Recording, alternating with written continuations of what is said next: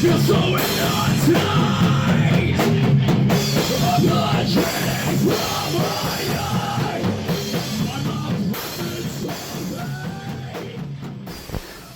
everyone and welcome to Amplifi Unplugged, the premiere edition, and with me at the H20 Lounge in Owen Sound, the heavy metal band Killing Clarence. Guys, welcome to the show.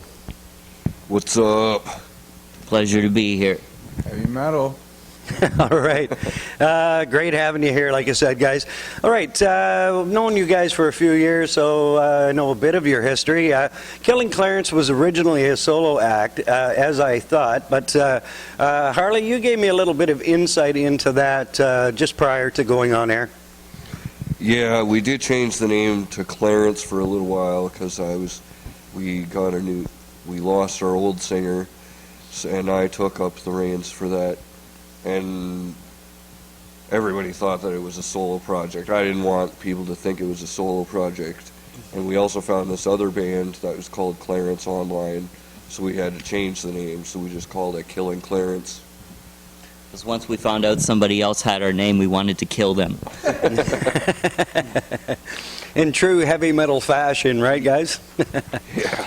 All right. Now, get a little insight on you, and actually, you know what? We need to find out your names, introduce you, and maybe start here. All right. I'm Harley. I sing and play guitar. My name's Jake. I play guitar, rhythms, leads, and harmonies. My name's Ray.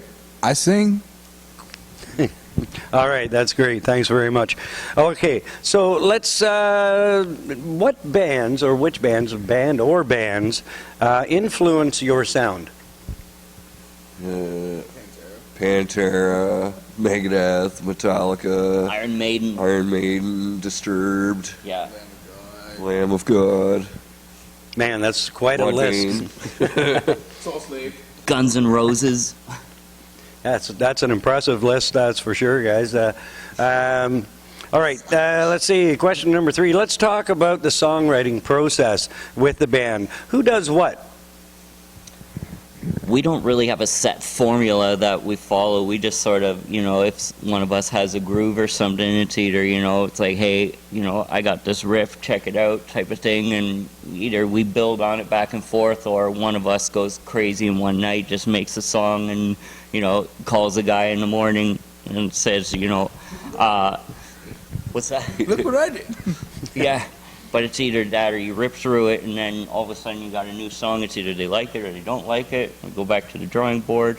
But sometimes it's like he gets cool music, but he gets, stumped for the lyrics type of thing. So and then we help each other write the lyrics. So it's a complete band effort, then everybody's involved in the creative process with the band. Yeah, pretty much. That's awesome, yeah. And a lot of times you see with bands that maybe 1 or 2 of the members are the ones that take care of all of that stuff, and there may be guys sitting back that really want to get involved in that, but really don't get that opportunity. So it's awesome. It must make for a good feel in the band when everybody's opinion matters. Yeah, it feels awesome. It's awesome to know that between Jake and I, we got at least like 4 albums to work with that the band doesn't even know yet. All right. Okay, there's got to be the number of shows you guys have played over the years. There has to be a very strange or a funny thing that has happened either during a show or some interaction with a fan or something. Is there anything offhand that you can come up with? Well, there was this one time we played Battle of the Bands finals in Barrie, coincidentally at Yuck Yucks. And we were doing a harmony guitar solo. And usually, we ham it up and get together in the stage and, we do our thing together, right? And then he goes back to his microphone and I go back to my side. But this time, his hair got stuck in my headstock and I kind of pulled him down. But, him being as metal as he is, he didn't stop playing, didn't miss a beat. He got up and at the end of the song, I pulled his hair out of my guitar, gave it back to him, and we just went on our way. That's awesome. That's awesome. Anything else? Any other That one was amazing. I don't know if you can top that one. We also lost our drum stool at that show because it was so dark everywhere, Oh, yeah. but on the stage. That's an incredible story. All right. Okay, let's talk about Ray King for a minute. Ray, you're the newest member of the band, and as Harley had mentioned just a moment ago about losing their lead singer, and you've been with the band for how long now? How long have I been with you guys? Like about a year. Yeah, probably about a year. About a year now. And This will be how the has that first show. transition been for you, first off? It was quite the transition from folk to metal, but I grew up with metal. My whole life has been metal. When I'm upset, I scream metal. I play folk because it's kind of pleasing to the crowds around here. You can't really get a metal show. It's hard to put it together. It's hard to get the people to come out to it. So to practice your performance skills to try and perfect your voice, go with folk for a little while. Awesome. Okay. these guys And are- as far as the band's concerned, how's that transition been for you, breaking in a new vocalist? I know you've known Ray for a few years, so that out of the way. What about like his style of singing, for example, and how has the band accepted that? You need the microphone. Yeah. He fits right in. When we sing together, it's like Darren Malakian and Serge Tankian from System of a Down, you know. Yeah, you wouldn't think somebody who just focused on doing folk music would be able to scream like a freaking demon, but these two can pull that off together, so my hat's off to them. I don't know how they can speak after a show. Awesome. All right. And next question.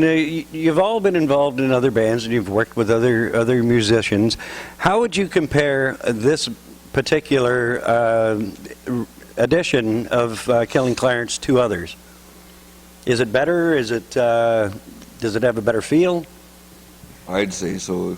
I think we've had enough practice now that we finally know what we're doing, so we got a cohesive unit that's working well. Everything flows, even when we make new songs. Sometimes it takes us a few times to get through it, but once we get the swing of it, just fine-tuning here and there, but we can get songs together pretty quickly. So I think, we got the kind of sound that, gets get a crowd pumped up.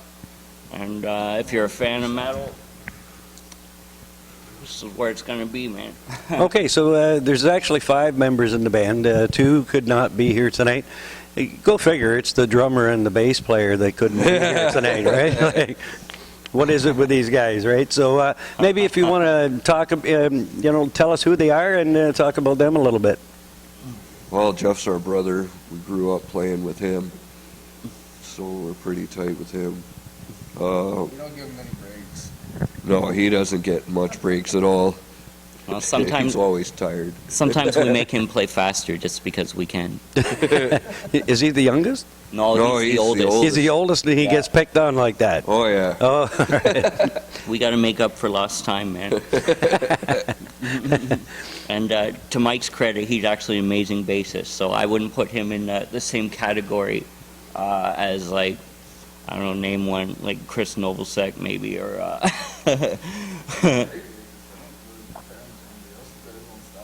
well, maybe, but Mike's still way better than him.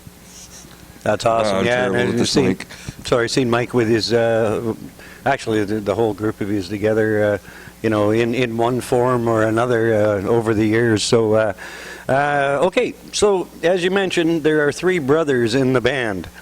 It must make for some interesting times. You want to share any stories involving the 3 brothers maybe trying to get along in a band?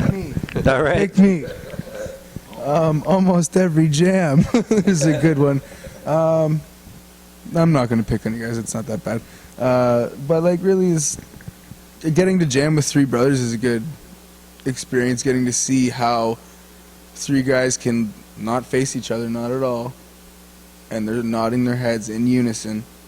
And they're bouncing to the same rhythm, same beat, same time, same strumming patterns, and everything's tight. That's why it's an honor to play with these guys. It's a great time. I guess that kind of, carries on from playing in the, in the schoolyard when you're a little kid and you're growing up, and that's who you play with when you're a little kid, is you play with your brothers, right? And you get older, and it maybe, that kind of thought pattern really just carries on from the schoolyard into the metal band. Rob, you should hear them bicker.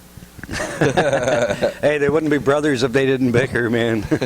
Nothing's perfect, man. At least we're not Oasis. Those guys are idiots. Now we're picking on Oasis. We're picking on Oasis now. Okay, guys, so you got a big show. Sorry? Who kicks their brother out of the band? Yeah, that's just not right. Just isn't right. Come close a couple times. All right, big show coming up on Saturday, January 28th, right here at the H20 Lounge in Owen Sound. The show starts at 8 o'clock. Your supporting acts, we got a poster right up here, right behind you, and I'll just look up there.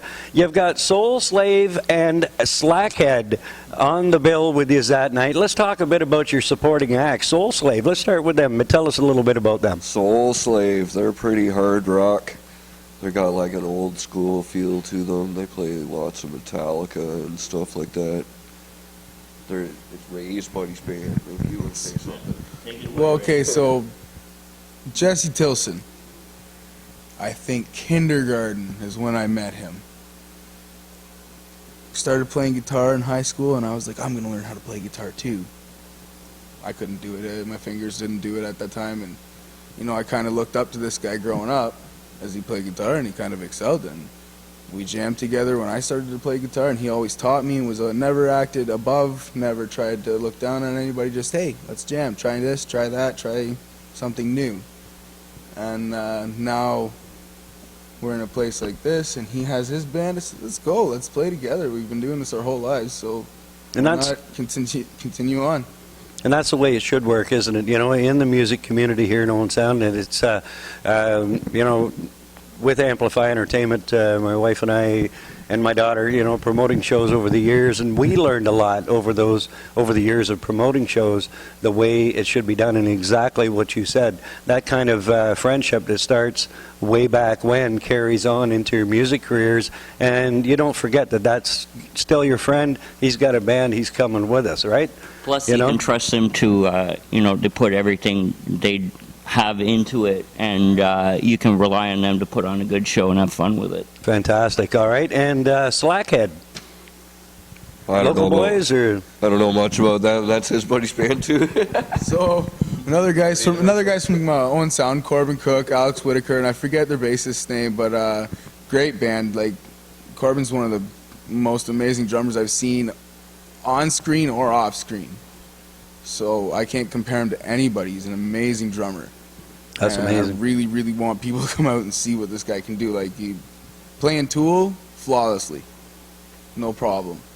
Alex doing the solos flawlessly, excellent. These guys are playing System of a Down. They're playing Smashing Pumpkins, and it's all music we grew up with, and it's wonderful. It's good to hear now. People don't hear that nowadays. It's all acoustic guitars, and That's awesome. So I already know what Killing Clarence is like. I know what you're all about. I know you guys are good. And you're telling me that Soul Slave and Slackhead are both, on par, and they're a good band. So this should make for a super show. As I said, it's going to be Saturday, January the 28th, here at the H20 Lounge in downtown Owen Sound. The show starts at 8 o'clock, and it's 2 toonies to get in. $4 general admission, and it says $8, or you can pay $8, and they'll give you a ticket for a beverage. And I believe Pabst Blue Ribbon is being offered as that drink for the night. So our videographer Fiona, I don't know, does she have a question? You might have a question for the boys. She may have a question for you guys. Just hold on. Clarence, why did you kill him? Clarence is my middle name, and I'm not dead yet. So there. Clarence was, he originally called it Clarence because that's his middle name. It's one of our great-grandparents. And there was another band when I was looking up other bands just to see, what other music was out there. And there was a band in the UK called Clarence. And I figured, it's better to be safe than sorry. We didn't really want to change our name, so I thought in order to keep the aspect of Clarence in it, because it being a family name, we just thought, because we were, kind of ticked off that they had the name, that, we just slipped Killing in front of it, because, we really wanted to kill them. All right, guys. Well, thank you very much for coming out and doing this with us tonight, and had a great time interviewing you guys. If there's ever a trivia question as to who was the very first guest on Amplifi Unplugged, the answer is Killing Clarence.